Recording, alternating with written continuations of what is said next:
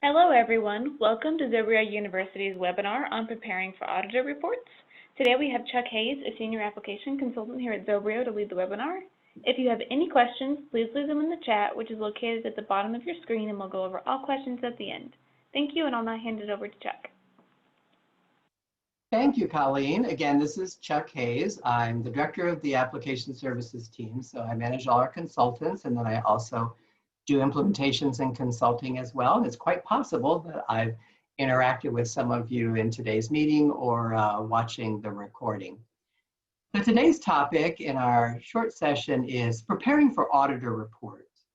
And so what I thought we would do is a combination of things in terms of how we want to approach this. So I've identified key reports that typically are requested by auditors, and we'll look at examples of each of those to help answer the question, well, how do I, what report would give me the following?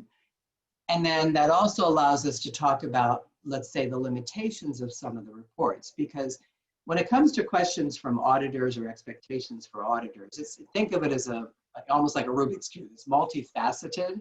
And so usually you need a combination of reports to satisfy what they are investigating or what they're trying to prove, or just whatever the nature of the request is. So we'll look at examples of across the general ledger and two of the subledgers. These are representative for the subledgers of similar reports in other subledgers. So for example, what you learn in accounts payable reporting would also work for setups in the accounts receivable system. Reporting. It has very similar reports there. Cash receipts is kind of interesting because that gets into deposit and payment reports, although there are deposit and payment reports that also associate with the accounts receivable module. So, like I said, these are very good representation of what happens across any of the modules that you have. And then we have some time for a bonus look at security reports, because I've noticed, especially over the last few years, that many of the audit firms, if they don't do IT audits, they have another third party from their perspective that joins the audit to simply evaluate IT systems. And usually that includes a request for how the security is set up inside FENXT or the Financial Edge.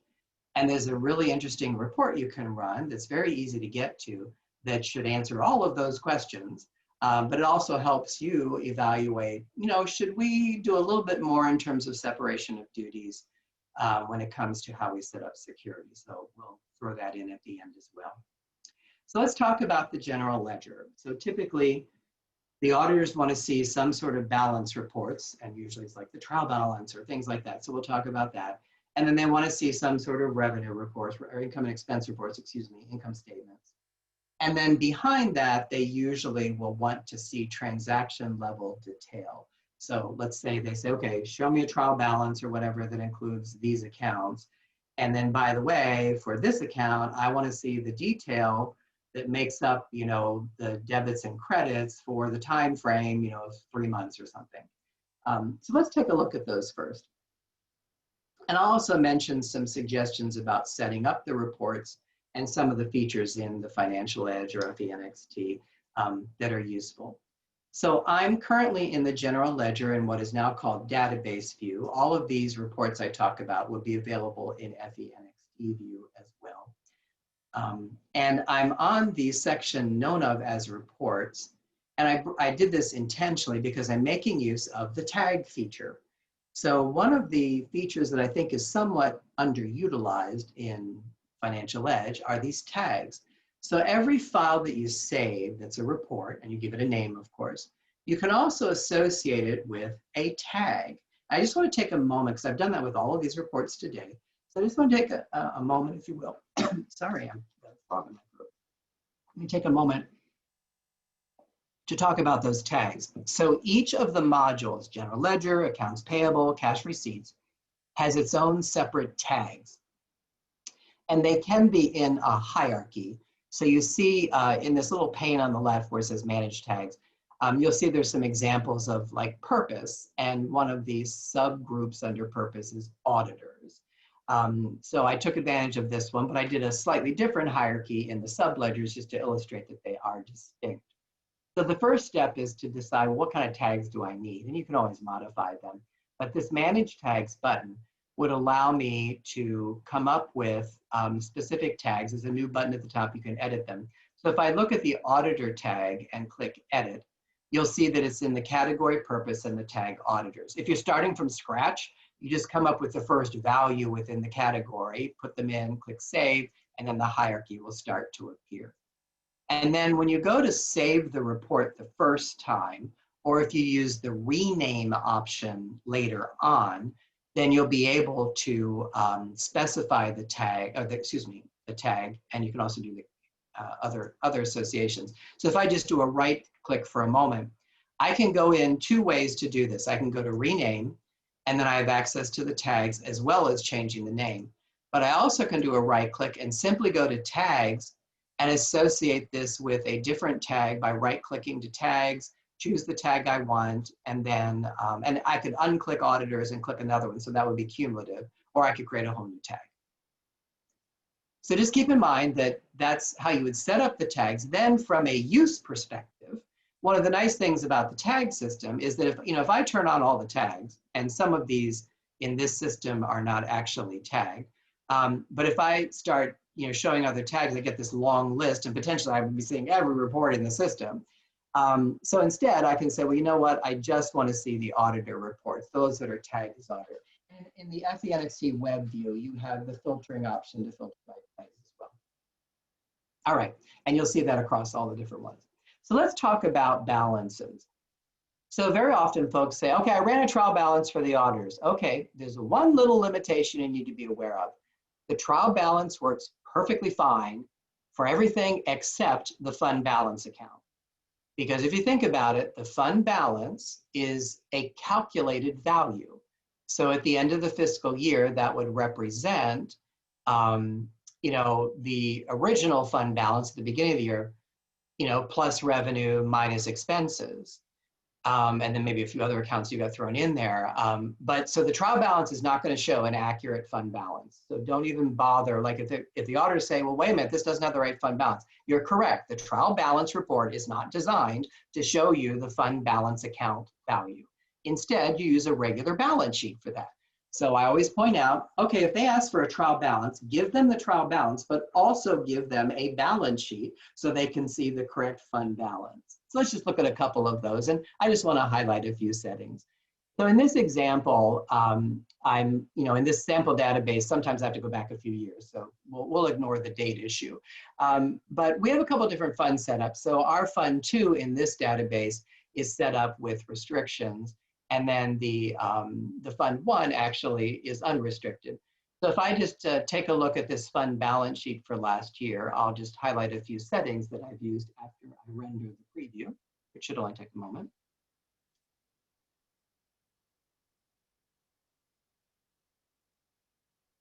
So let's just magnify this a little bit.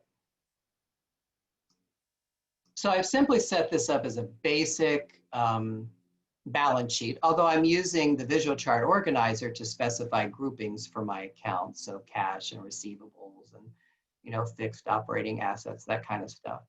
So this is the asset group. And in this example, I'm highlighting, it's not a bad idea to give the auditors a balance sheet that shows the ending balance, not just the fiscal year that just ended, but the one prior. And you could always add a variance column if you wanted to. So it is true that these accounts will show up on the trial balance, and you can always, do some of that in the version of the trial balance you use, which we'll look at. But I think it's a good idea to do that. You can just add a column for the variance. So we'll talk about the columns in just a little bit when we look at the totality of these reports. So again, I'm using groupings in the VCO. I'm picking dates, and then the dates at the top are actually being rendered by the system. I did not type in those dates, which is helpful. So if you want the fund balance, do that. Now this was set up to do some pagination. So here are the liabilities, and then you'll see the fund balance at the end. So again, use the balance sheet to get the correct fund balance. All the other balances will be accurate on a trial balance. So this is an example where I'm basically doing it at the account number level. Now for this fund 2, which is 02, which is really an example in this database of having some donor restrictions involved. we're using what's called the project record. And not everybody uses that, but it's great for when you do have activity that within the restricted fund, especially, where I do need to track, okay, well, how much is left in scholarships, or, you know, whatever makes sense for your organization. It could be an endowment, or, you know, those kinds of things, or just, you know, general fund balances. Sometimes it's helpful in the government space, the public sector as well. But you can construct the reports to give those breakdowns. And then there's some other mechanisms you need to use in order to make sure that the asset and liability side shows up. So I've used this a lot with the public health department or office or group within the public sector organization, where typically they are receiving external funding, and there may be some funds that are tracking separately within their overall public health fund, if you will, the appropriation. So the project record works really well, and we can set it up to produce this kind of balance sheet and income statement. In fact, I just helped an organization with that. So that's when you're using the project record. And then, of course, we have the trial balance. Now, there are a couple of different formats that come with the trial balance report. So I've got one in what's called balance format. So let's just look at what that looks like, and then we'll compare that to year-to-date format, and then we'll show you where that setting is. So if I go to preview for balance format, which is just a setting. So I'm gonna put these so we can see both of them. So bear with me a second while I get these magnified at the same time for preview purposes. Okay, so here's one of them. And I'm going to close that file. And then I'm going to open up the year-to-date format. Again, it takes a moment for me to rearrange everything. So let me close the file, minimize FD. There we go. So now we can start to see the differences. So the balance format will include a beginning balance column, which a lot of the auditors like to see. Then you've got debits, credits, net change, and ending balance. I made a comment earlier about, you know, you can choose a particular format for the auditors. That's one of them. So the year-to-date format simply does debits and credits. And then I added a column for worksheet adjustments. Obviously, that's an optional column. There's a setting for that if you're just, you know, making notes or that kind of thing. But I especially like the balance format because of this beginning and ending balance. Up. It's actually a choice in the trial balance file. So when I start a trial balance report, I have a report format option. So balance or year-to-date. Period and year-to-date is very similar, just adds a couple different columns for debits and credits, you know, a particular period plus a set for year-to-date. All right, and then for the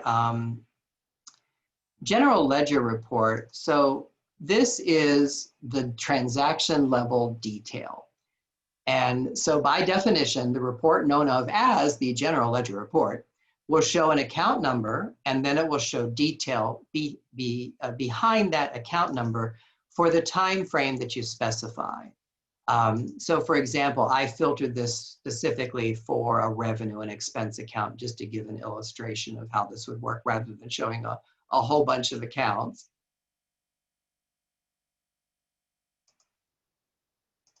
So I've got an example here of a revenue account with detail across the entire fiscal year. And then eventually I have an expense account as well for that. So the nice thing there is that, you know, if the auditors say, okay, I need these 5 accounts and I had this, actually, I helped a customer, I think it was a week ago, with this very question. You know, the auditor wants to see all the transactions last year in these 5 accounts. Okay, well, use the general ledger report. And then you're going to filter that for the particular account combinations that they wanted. But in this example, I also wanted to highlight that there are some optional settings. So you're always going to see account number and the transactions. If you're using projects, you can enable that as a column. And you'll see a beginning balance and ending balance, but you can also add budgeting information. So I just want to highlight a few of those settings. So the filters are common to all reports. And in this case, I filtered by account code. I could have used the full account string if I need to. And then on the Format tab, this is exclusive to the General Ledger Report in Detail. There are all sorts of checkboxes in here that are worth exploring, but I like the third one, include a grand total at the end. So this is helpful, like if you're doing a bunch of, like say I'm just doing expenses, and I want to get a total of all the expenses included in that report. That's good for that. And then you can also do the report type detail, so that allows me to see all the individual transactions. If you use summary, then you just get one row. But also, I didn't do this, but subtotal by period can be helpful. Like if you're doing an entire year, it might be helpful to see, well, what happened in each month or each period, as opposed to everything. So I'll just turn that on in just a second. And then if you don't want any kind of summarization going on, I didn't have any going on here, but you want to uncheck this last one, summarize accounts detail by source transaction, get rid of that.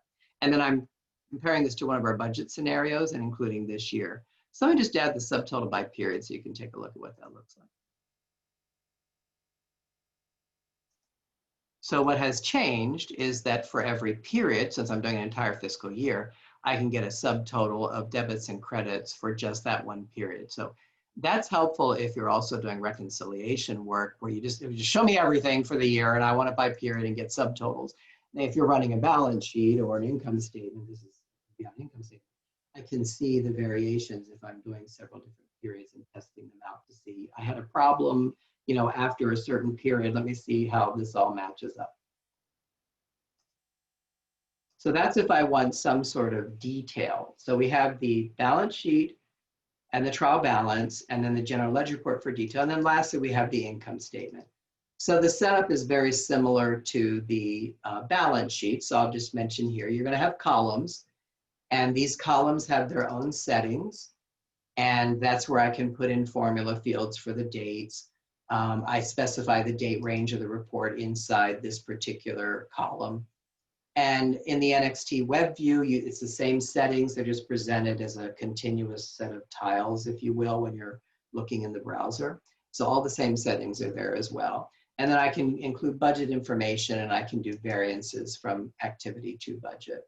So I realize the auditors may not want to see the budget, maybe they do. But in this example, I just picked out a specific situation where I took, just to show different settings, I wanted to break out each of the groupings by the third segment, which in this database is a department.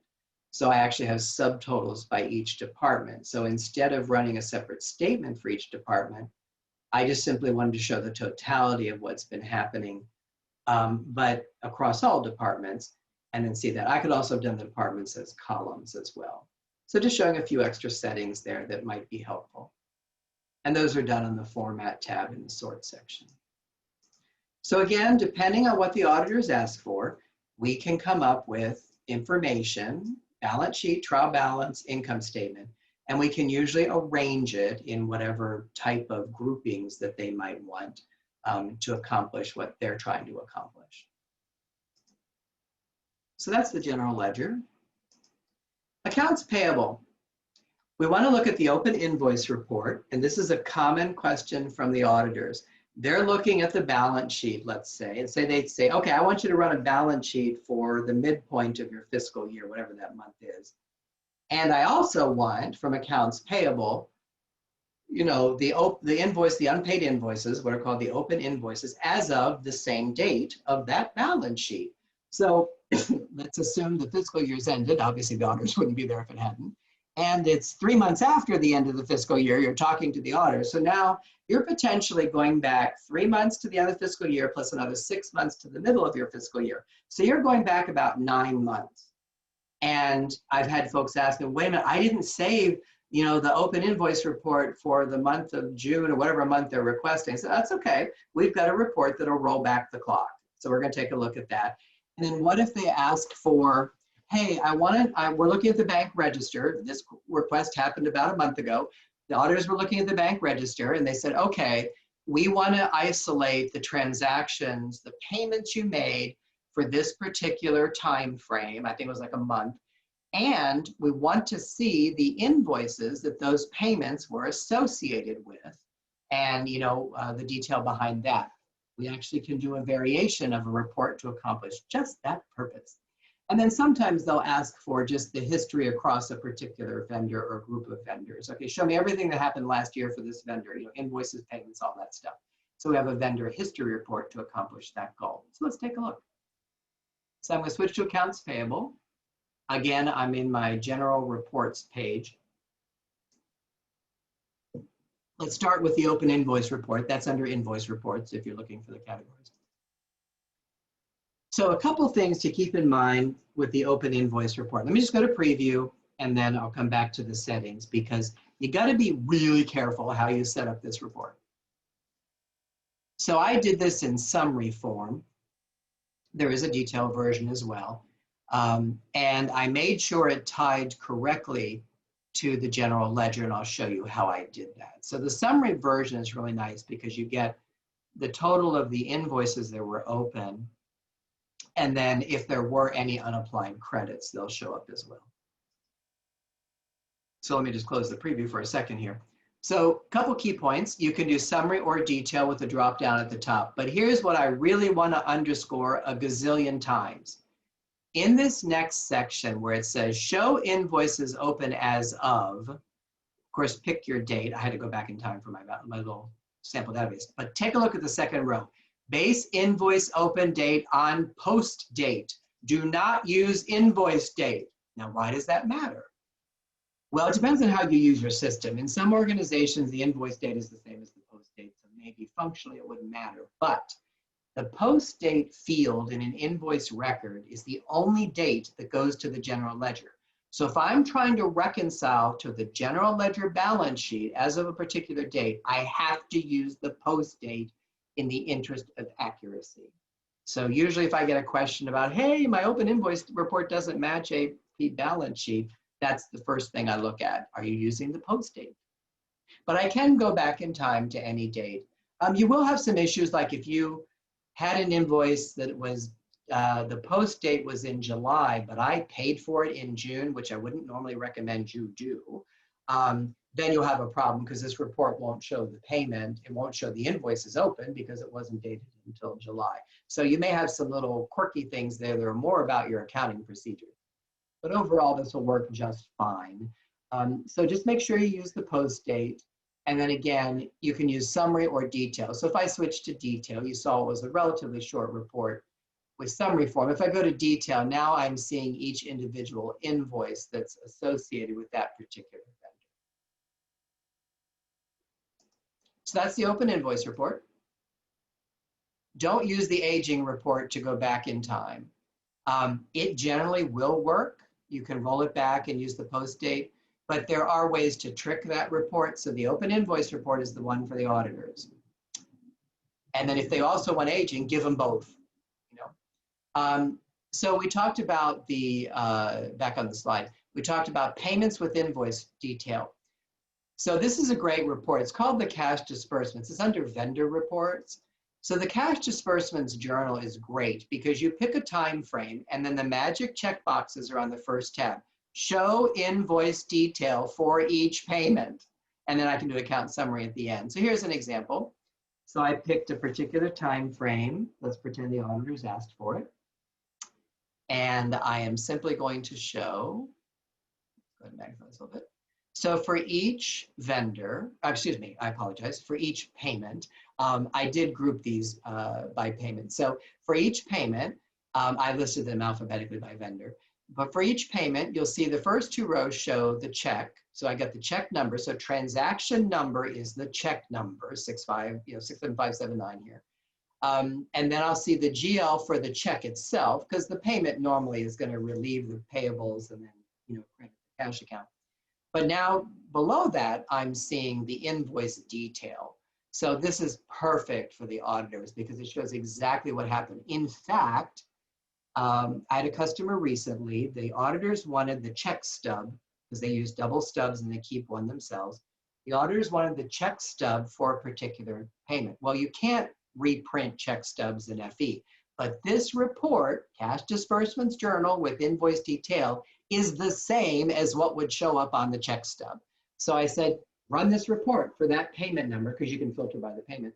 and give it to the auditors and say, this is exactly what showed up on the check stub. We can't reprint the stub, but there it is. And the dollars will match. I mean, they've got the report that shows the check amount. So in my opinion, it is satisfying the requirement of showing what was on that check and what was the detail behind it. So this is a great report for that purpose. And then lastly, we talked about the vendor history report. So this is under vendor reports. It's called the vendor activity report. And I can pick any time frame I want, including unapplied credit memos. And so the system will go ahead and show me for each vendor exactly what happened, and it'll show invoices, and it'll also show how they were paid. So for each invoice that's listed here, and I filtered for just one vendor, it'll show me each invoice throughout the year and show me the payment number and when it was paid. Again, a common question that I'll get about. The auditors need to see the following. So just remember, the vendor activity report will show invoice history plus associated payments. And then just in the interest of time, let's take a look at the cash receipt system. So there is a really nice deposit report. I'm rather fond of it. So let's go to, where was I here? Reports. There we go. So this is under the deposit and receipt reports. So the cash receipts report, I'm just going to specify, I want a particular time frame for the fiscal year from the cash receipt system.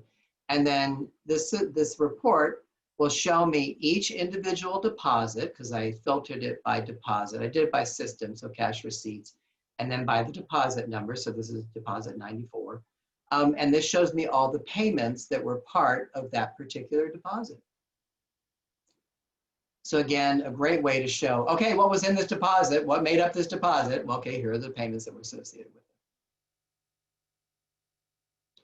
So again, just to recap so far, if you have other subledgers, they have similar reports, so accounts receivable, for example, or even the payroll system has some transactional reports. So lastly, let's talk about security. So if you do get a request by an auditor, for example, that says, okay, I want to understand what's going on with the separation of duties. Well, we normally recommend, and I'm going to administration and security, we normally recommend that you set up groups that represent the privileges for that particular module, if you will. So, or it could be for a position, but for general ledger data entry or accounts payable data entry, that kind of thing. And then you associate the users with one or more groups. So I would normally recommend to set up the system that way. And then what you give the auditors is you can give them a group security report. So for this particular group, what are all of the privileges? So I'm going to use this data entry finance example. And I just want to associate two things. I want to show you the complexity of the setups, and then the report, how easy it is just to run the report, and it's got everything that's listed in the setups. So I'm going to open up this group called Data Entry Finance. And all I want to mention is you'll see there's a bunch of different modules and there are check boxes, and then what functions can I get to? And then in records, if I go to options, I've got a whole list of, okay, exactly what's going on within each of the record types. Can I add, edit, delete? Okay, it's a lot of buried settings and additional check boxes. Well, all you have to do is right click on the group and you'll see print preview.